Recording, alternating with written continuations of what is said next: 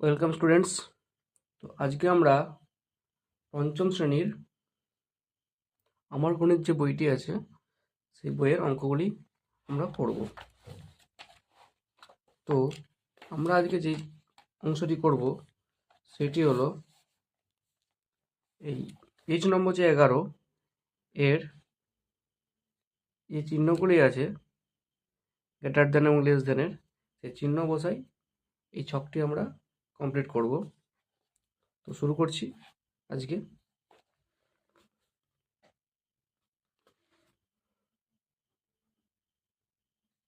Class 5-এর page নম্বর 11, ঠিক আছে, আছে বা বসাই, গ্রেটার দেন বা লেস দেন বসাই। তো একের দাগের কি আছে, বক্সের মধ্যে আছে 5, 7, 8, 9, বক্স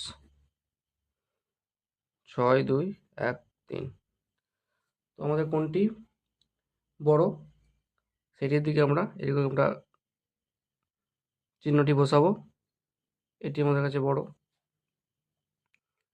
2-এর দাগের আছে 2879,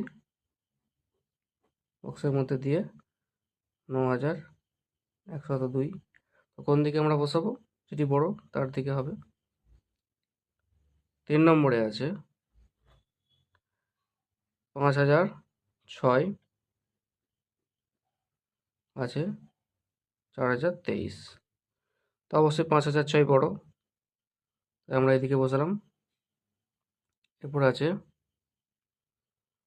4-এর দাগেরটি আছে 7659, 3800।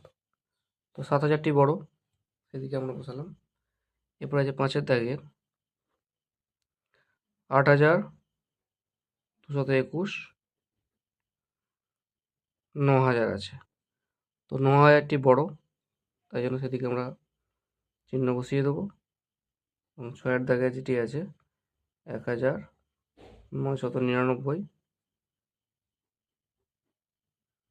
আর 1990। অবশ্যই 99 বড়, তাই সেদিকে আমরা এটি বসিয়ে দেবো। এরপরে দেখো বলেছে এক অঙ্কের 4টি সংখ্যা দিয়ে 4 অঙ্কের বৃহত্তম ও ক্ষুদ্রতম সংখ্যা খুঁজি। ঠিক আছে, এটি আমাদের বলা আছে এক অঙ্কের 4টি সংখ্যা দিয়ে 4 অঙ্কের বৃহত্তম ও ক্ষুদ্রতম সংখ্যা খুঁজি। তো যথারীতি এগুলি আমরা করব। যাক, এখানে লেখা আছে সংখ্যাগুলি, এটি হলো পেজ নম্বর 12।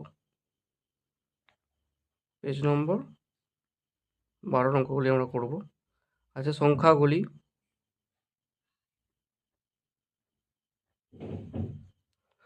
আর আছে বৃহত্তম, আর আছে ক্ষুদ্রতম। সংখ্যাগুলি লিখব, বৃহত্তম এবং ক্ষুদ্রতম মানগুলি লিখব। আছে কত, 1, 2, 3, 4। তো কী হবে যদি বৃহত্তম সংখ্যা গঠন করা যায়, এখানে সব থেকে বড় 4 আছে, তারপরে 3 আছে, তারপর 2 আছে, তারপরে 1 আছে। সেবার ঠিক ক্ষুদ্রতম হলে সব থেকে ছোটোটি আগে লিখব, তার থেকে আছে, তারপরে 3, 4। এরপরে আছে কত, 5, 6, 1, 2। অবশ্যই কী হবে, 6টি বড়, 6, 5, 2, 1। ঠিক ক্ষুদ্রতমতে কী বসবে, 1, 2, 5, 6। তারপরে আছে কত, 8, 0, 2, 5। এখানে হবে বড় কত, 8 আছে, তারপরে 5, 2, 0। এক্ষেত্রে 0 সব থেকে ছোটো হলেও কিন্তু আমরা ক্ষুদ্রতম সংখ্যার ক্ষেত্রে 0টা আগে লিখতে পারবো না। কেন লিখতে পারবো না, কারণ এটি 4 অঙ্কের সংখ্যা আছে। 0 যদি আমি বসিয়েও দিই এখানে, তাহলে সেটি কী হয়ে যাবে, আমাদের 0 বসিয়ে দিলে এটি, যদি আমরা 0 বসিয়ে দিই, 0, 2, 5, 8 করি, তাহলে এটি 3 অঙ্কের সংখ্যা হয়ে গেল। এটি কিন্তু ভ্যালু কোনো থাকছে না, এটা কিন্তু রং। আমরা কী বসাবো তার জন্য, 2, 0, 5, 8। এরপর যেটি আছে সেটি হলো 7 3 5 0। তো আমরা যেটি করব সেটি হলো 7টি বড়, 5 3 0 3 0 5 7। এরপরে আমরা যেটি করব সেটি হলো, দেখো এখানে বলে দিয়ে আছে বৃহত্তম সংখ্যাটা 7 5 3 1 এবং কত বলা আছে 1 3 5 7 বলে দিয়ে আছে, বৃহত্তম ক্ষুদ্রতম সংখ্যা বলে দিয়ে আছে। তো সংখ্যাগুলোকে এলোমেলো করে আমরা লিখে নেব। লিখতেই পারি এখানে 3 1 5 7 সাজিয়ে আমাদের করে দিয়েছে। এরপর যেটি আছে সেটি হলো 7 2 1 8। বৃহত্তম সংখ্যাটা কী হবে 8 7 2 1 এবং ক্ষুদ্রতম সংখ্যাটা কী হবে 1 2 7 8। এরপর যেটি আছে সেটি হলো দেখবে 0 9 1 3। 9 3 1 0 9310। আর এখানে ক্ষুদ্রতম সংখ্যা হবে 1 0 3 9 1039। এরপর একটি সংখ্যা বলা আছে, বৃহত্তম সংখ্যাটি বলে দেওয়া আছে 6 4 1 0। তো স্বাভাবিকভাবেই এই সংখ্যাটি আমাদের ক্ষুদ্র সংখ্যাটা কী হবে যদি সাজিয়ে লেখা যায় 1 0 4 6। এখানে আমি একটু এলোমেলো করে সাজিয়ে লিখে দিই 4 6 0 1। হয়ে গেল আমাদের অঙ্ক।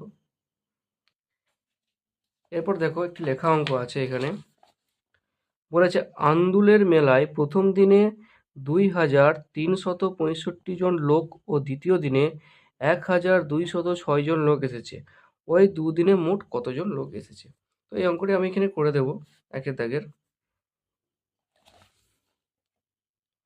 এই অঙ্কটি আছে, তো একের দাগের অঙ্কটি আছে যে প্রথম দিনে আছে 2365, দ্বিতীয় দিনে 1206।